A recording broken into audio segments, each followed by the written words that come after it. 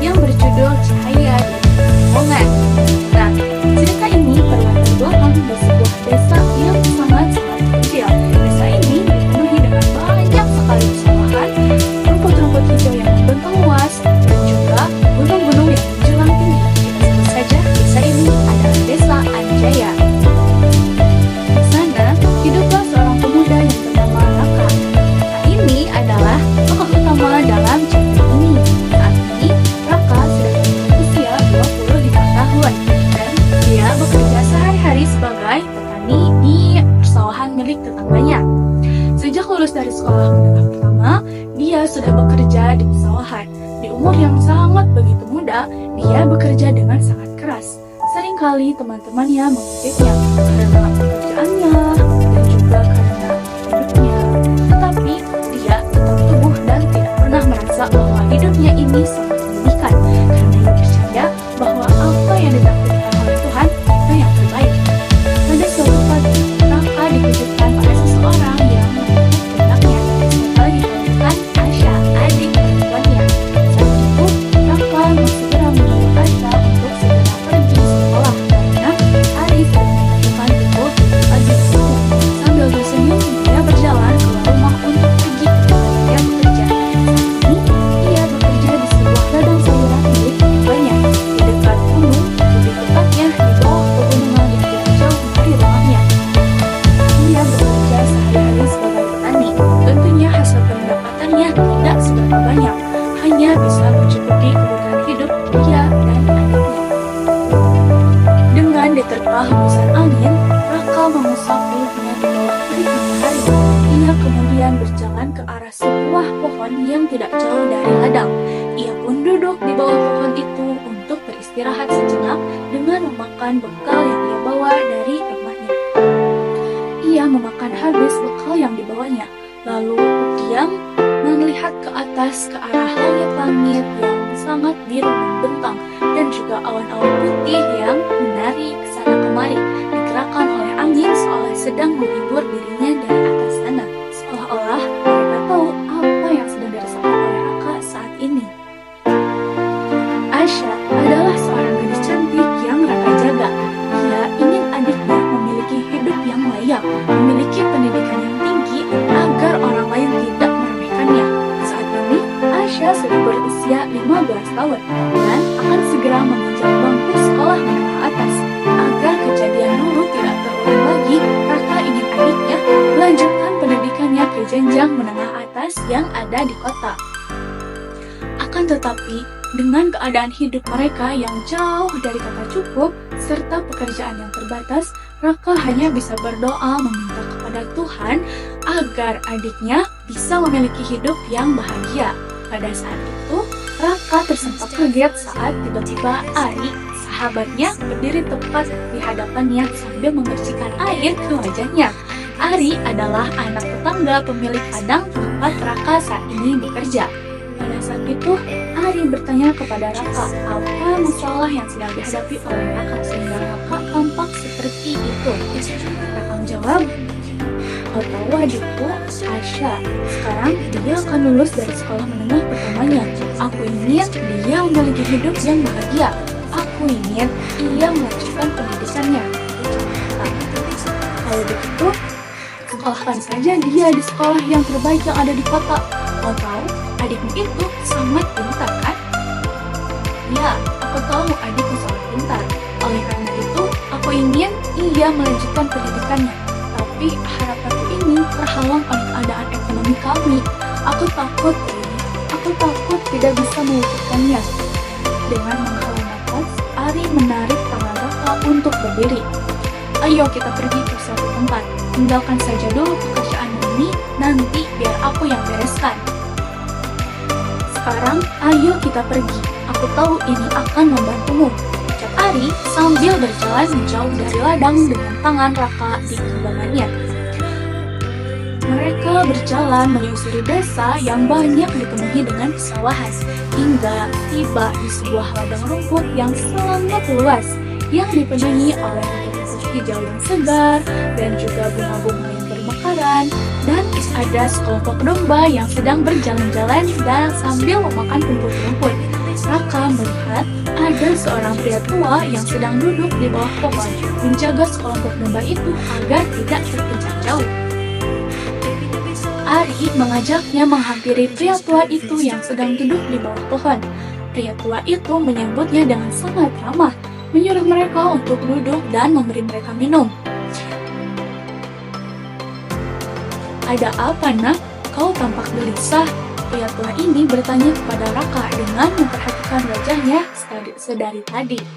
Raka pun menjelaskan semuanya, bercerita mengenai kegelisahannya, dan juga bercerita mengenai masalah dalam hidup, bercerita mengenai harapannya untuk adiknya, dan semua mengenai hidupnya. Ia tidak tahu mengapa ia tiba-tiba bersedia bercerita mengenai kehidupan pribadinya, seolah-olah ia merasa pria tua ini adalah keluarganya, karena ia merasa nyaman dan kesempatan tanggapan yang diberikannya pun sangat kecil. Setelah mendengar cerita dari Raka, pria tua ini lantas bertanya dengan lembut, "Kalau boleh saya tahu, apakah kedua orang tuamu masih ada?" "Tentu, sayangnya mereka sudah berpisah sejak saya masih di bangku sekolah menengah pertama, dan saat ini saya tidak tahu mereka ada di mana," ucap Raka sambil meneteskan air mata. "Bapak paham apa yang kamu rasakan, nak?" ucap pria tua itu sambil mengusap pundaknya Raka. Pria tua itu pun mulai bercerita tentang perjalanan hidupnya. Ia juga pernah mengalami banyak sekali kesulitan, namun selalu menghadapinya dengan semangat dan keyakinan. "Hidup ini seperti perjalanan di terowongan yang gelap," kata pria tua itu. "Kadang kita merasa terjebak dan tidak tahu arah, tapi percayalah, selalu ada cahaya di ujung terowongan." Raka terdiam mendengarkan kata-kata pria tua itu, berterima kasih dan mengajak Ari untuk pamit pergi. Karena hari sudah menjelang sore, Raka pun pulang ke rumahnya. Ia melihat adiknya yang sedang mengerjakan tugas sekolahnya. Ia memikirkan kata-kata pria tua itu dan mulai melihat hidup dari perspektif yang berbeda.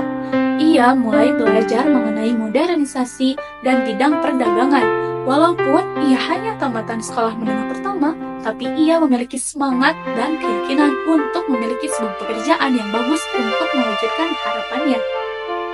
Di suatu hari, ia mengajak Ari untuk berdiskusi mengenai usahanya yang akan ia bangun.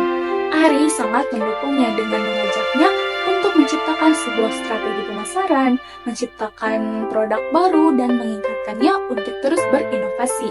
Hingga akhirnya, usahanya pun sudah mulai dibangun dan berjalan dengan sangat baik. Perlahan namun pasti, usaha Raka mulai menunjukkan hasil yang positif. Penjualannya meningkat dan banyak pelanggan yang berdatangan, baik itu dari warga desa maupun orang-orang kota. Adiknya lulus dengan nilai sempurna dan membuat Raka sangat bahagia. Dari hasil usahanya, ia memberitahu adiknya untuk melanjutkan pendidikannya di kota. Namun, adiknya tidak berpendapat demikian. Adiknya sangat menentang keras untuk melanjutkan pendidikannya di kota karena ia ingin membantu kakaknya untuk meneruskan usahanya di desa tersebut. Akan tetapi, kakaknya sangat bersikeras untuk membujuk adiknya agar melanjutkan pendidikannya di kota. "Kakak, yang benar saja, aku tidak ingin berpisah denganmu, Kak. Tidak apa-apa, aku tidak usah melanjutkan sekolahku. Aku ingin membantumu di sini," tangis Asya. "Kamu jangan berbicara seperti itu. Kamu harus mandiri. Kamu harus punya pendidikan yang bagus. Jangan seperti kakak," ucap Raka sambil memeluk Asya. "Tapi, kamu sudah banyak berkorban, Kak. Aku ingin membantumu," ucap adiknya. "Kamu fokus belajar saja sudah sangat membantu kakak. Belajarlah di sana. Kakak yakin kamu pasti bisa," ucap Raka. "Jangan memikirkan tentang biaya. Ada kakak di sini," ucap Raka sambil tersenyum. Mendengar itu membuat adiknya bertekad untuk belajar dengan baik dan menjadi orang yang sukses. Keesokan harinya, Raka mengajak Ari untuk mengantarkan Asya ke stasiun kereta untuk pergi ke kota, melanjutkan pendidikannya. Raka melihat adiknya di dalam kereta yang sudah berjalan jauh. Ia dan Ari melambaikan tangannya sebagai bentuk perpisahan. "Terima kasih terjebak dalam kegelapan dan kegelisahan, kata Raka sambil tersenyum. Ingatlah Raka, dalam setiap kegelapan selalu ada cahaya di ujung terowongan. Semangat dan keyakinan adalah kunci untuk menghadapinya, ucap Ari sambil tertawa kecil. Raka mengangguk merasa bahwa hidupnya telah berubah. Ia menyadari bahwa setiap kesulitan adalah peluang untuk belajar dan berkembang.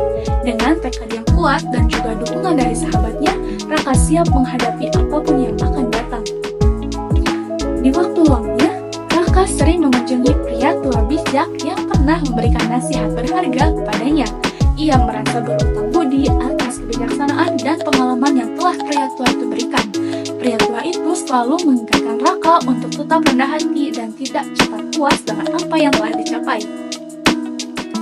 Ingatlah Raka, hidup ini adalah perjalanan yang panjang. Nikmatilah setiap langkahnya dan jangan pernah berhenti belajar dari kesalahan dan kegagalan, ucap pria tua tersebut. Dan itulah dia cerpen yang berjudul Cahaya di Ujung Terowongan. Semoga Anda yang menonton video ini dapat mengambil pesan yang ditulis oleh penulis dari cerpen ini. Semoga bermanfaat. Sampai jumpa.